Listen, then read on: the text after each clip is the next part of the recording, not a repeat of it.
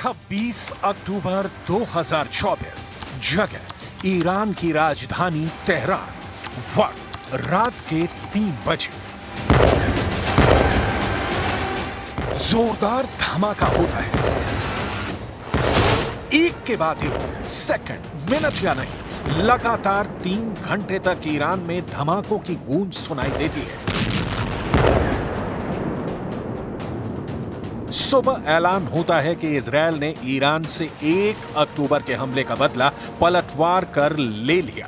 खबर छपती है कि हमले में ईरान के 4 सैनिक मारे गए, कोई सरकारी इमारत नहीं गिरी, कोई तेल डिपो आग में तबाह नहीं हुआ। लेकिन दिन बीतते हैं और ईरान के उस रात की तबाही की चौंकाने वाली तस्वीरें सामने आने लगती हैं।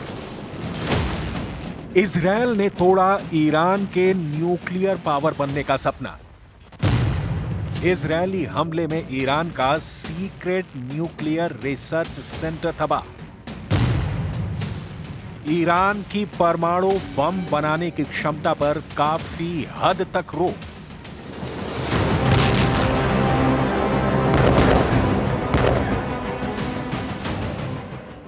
जंगल में आग की तरह दुनिया भर में ईरान के न्यूक्लियर रिसर्च सेंटर पर हुए हमले की खबर फैल रही है। यह न्यूक्लियर विकास कार्यक्रम ही तो है जिसे लेकर ईरान प्रतिबंधों की वो मार झेल रहा है कि कुछ साल और ऐसे ही चला तो भीख का कटोरा पाकिस्तान से ईरान ट्रांसफर हो सकता है। ये न्यूक्लियर पावर बनने की ही तो जिद है जिसने चौधरी अमेरिका को ईरान के खिलाफ खड़ा कर दिया है। ये न्यूक्लियर पावर बनने वाली सनक ही तो है जिसकी वजह से इजरायल ईरान के बीच खुली जंग भड़की तो परमाणु युद्ध में तब्दील होने की आशंका जाहिर की जाती है। ये न्यूक्लियर ठिकाने ही तो हैं जिसे लेकर अमेरिका इजरायल तक कहते आए हैं कि उन्होंने ईरान के इन सेंटरों को तबाह नहीं किया, लेकिन अब तस्वीरें सामने आई हैं। अब इजरायली मीडिया रिपोर्ट में ही 2 अधिकारियों के हवाले से दावा किया गया है कि हमले में तेहरान के पास पार्चिन में सीक्रेट न्यूक्लियर रिसर्च फैसिलिटी को नष्ट कर दिया गया। इस हमले में विस्फोटकों को आकार देने और परीक्षण करने के लिए जरूरी जटिल उपकरण तबाह हो गए हैं, जो न्यूक्लियर चेन रिएक्शन शुरू करने के लिए अहम है। अमेरिकी और इजरायली अधिकारियों के दावे के मुताबिक पिछले 1 वर्ष में ईरान ने परमाणु हथियारों से जुड़ा रिसर्च फिर से शुरू किया है। इजरायली अधिकारियों का दावा है कि अगर ईरान परमाणु हथियार विकसित करने का फैसला करता है तो उसे नष्ट किए गए उपकरणों को बदलने की जरूरत पड़ेगी। मतलब इजरायल ने ईरान की न्यूक्लियर फैसिलिटी पर हमला कर उसे परमाणु रूप से पंगु बना दिया है। नष्ट हुए उपकरणों के बिना ईरान फंस गया है।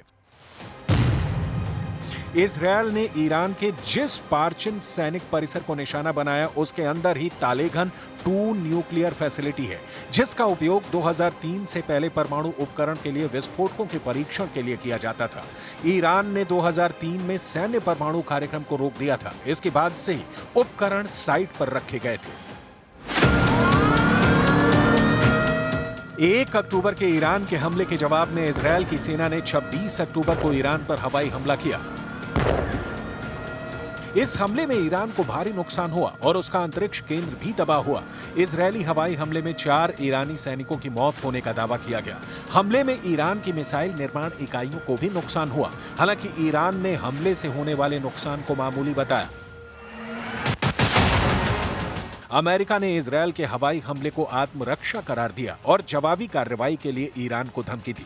धमकी ईरान को अमेरिका ने भी दी कि ईरान ने इजरायल के खिलाफ पलटवार किया तो गंभीर अंजाम भुगतने होंगे। सुप्रीम लीडर अली खामनेई तब से लेकर अब तक खून का घूंट पीकर खामोशी अख्तियार किए हुए हैं, लेकिन क्या ईरान हमेशा के लिए खामोश हो गया है? इस सवाल का जवाब जानना बहुत जरूरी है।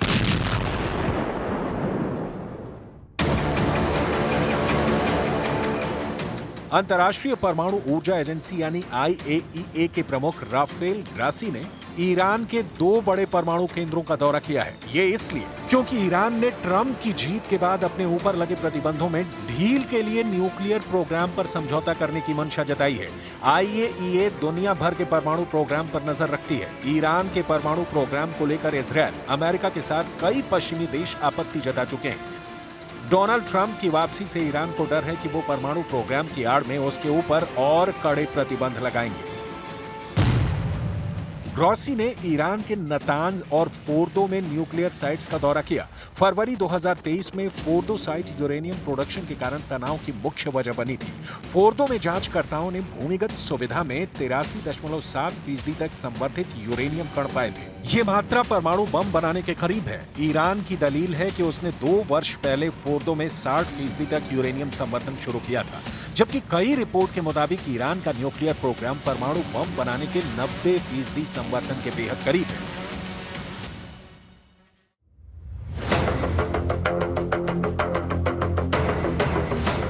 ट्रंप ने अपने पिछले कार्यकाल के दौरान ईरान की इसी न्यूक्लियर प्रोग्राम डील से अमेरिका को अलग किया था और अब ईरान का रुख बदलता दिख रहा है। कारण स्पष्ट है, ट्रंप सत्ता में आने वाले हैं।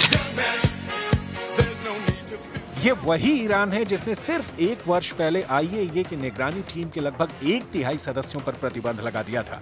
तेहरान ने जांचकर्ताओं को चरमपंथी करार दिया था, जिससे ईरान और अंतर्राष्ट्रीय समुदाय के बीच उसकी परमाणु गतिविधियों को लेकर तनाव और बढ़ गया था। और अब वही ईरान ट्रंप की वापसी से पहले सहयोग की इच्छा जता रहा है। हालांकि ईरान वर्षों से मेहनत कर परमाणु बम बनाने के जुटाए संसाधनों से किनारा कर लेगा। ये इतना आसान नहीं होगा, क्योंकि ये परमाणु शक्ति वाला ईरानी रौब है, जिससे उसकी मिडिल ईस्ट में बादशाहत की चाहत के रास्ते में टर्निंग पॉइंट है। लेकिन इसकी डिटेल आगे। अभी इजरायल ने ईरान के न्यूक्लियर ठिकाने पर हमला कर जो पलटवार किया है, उसका बदला ईरान कैसे लेगा? 26 अक्टूबर को जब इजरायल ने 100 लड़ाकू विमानों से ईरान पर हमला किया, तो उसके ठीक बाद सुप्रीम लीडर अली खामनेई ने सेना को आदेश दिया कि वो इजरायल पर हमले की तैयारी शुरू कर दें। लेकिन दिन, हफ्ते और अब महीना पूरा होने को नजदीक है। ईरान इजरायल पर हमले की या तो हिम्मत नहीं जुटा पा रहा या मुफीद मौके के इंतजार में है। ईरान के लिए हेठी की बात है कि उसके न्यूक्लियर ठिकाने पर हमला होने के बाद भी वो इजरायल के खिलाफ कुछ नहीं कर पा रहा। ईरान अकेले, अमेरिका तो दूर, इजरायल से भी निपटने में सक्षम है। हमास, हिजबुल्लाह या इराक या फिर हूथी या फिर सीरिया वो ताकतें नहीं हैं जिनके दम पर ईरान मिडिल ईस्ट से इजरायल का समूल विनाश कर उसके अस्तित्व को मिट्टी में मिला दे। इस बीच अमेरिका से चौंकाने वाली रिपोर्ट आती है कि ट्रंप के एडवाइजर माइक इवांस चाहते हैं कि इजरायल अगले 8 हफ्ते में ईरान का काम तमाम कर दे। इसीलिए कहा जा रहा है कि 20 जनवरी से पहले इजरायल ईरान को साफ करने की तैयारी में है। ट्रंप चाहते हैं कि इजरायल हमास, हिजबुल्लाह को निपटाए और फिर ईरान पर फोकस करे। इजरायल ईरान के तेल प्रतिष्ठानों और व्यापार कंटेनरों को निशाना बनाए। ये सारा काम डोनाल्ड ट्रंप के शपथ लेने से पहले पूरा हो जाए। ट्रंप के एडवाइजर माइक इवांस के मुताबिक ट्रंप 20 जनवरी को राष्ट्रपति बनने के बाद पश्चिम एशिया का बवाल नहीं ओढ़ना चाहते हैं। 1 अक्टूबर को जब ईरान ने इजरायल पर 200 मिसाइलें दागी थी, तब 4 अक्टूबर की एक रैली में ट्रंप ने इस पर क्या रिएक्शन दिया था कि इजरायल को जवाब में ईरान के न्यूक्लियर ठिकाने को तबाह कर देना चाहिए। इजरायल ने, जैसी की रिपोर्ट आ रही है, 26 अक्टूबर को हमले में वही किया। ट्रंप ईरान के जानी दुश्मन है।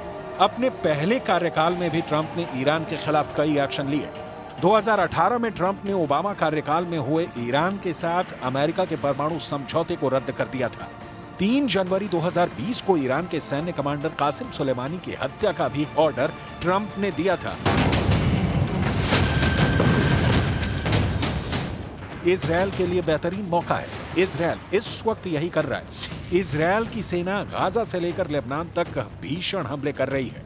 एक दिन में अटैक की संख्या पहले के मुकाबले काफी बढ़ चुके हैं। ऐसा इसलिए क्योंकि नेतन्याहू को लगता है कि ट्रंप जब राष्ट्रपति पद की कुर्सी संभालेंगे, तब उन्हें हमास से लेकर हिजबुल्लाह, हूथी और ईरान तक सभी दुश्मनों पर अटैक की खुली छूट मिलेगी।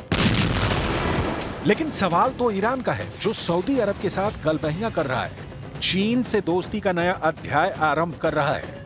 लेकिन अपने ही देश के भीतर अपने सीक्रेट परमाणु अड्डे पर हमला हो जाता है तो धमकी देने के अलावा कुछ नहीं कर पाता।